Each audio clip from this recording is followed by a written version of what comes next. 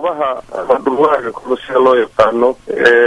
xadiis baa ku soo arooray hilibkiisa iyo cunidiisa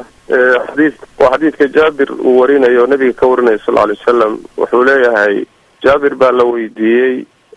waraabuhu ma wuxuu ka mid yahay ugaadha keedu banaan yahay kadibna Jaabir wuxuu ku jawaabay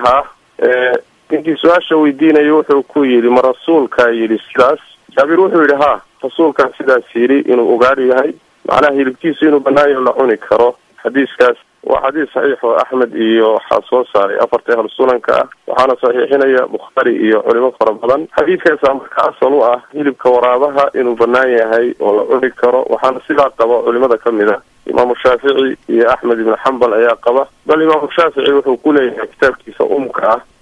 kama zuulin buu leeyahay dadku inay cuni jireen oo kala gadan jireen fiya marwo dhexdooda suuq ku yaalay baa lagu kala iibsan jiray buuri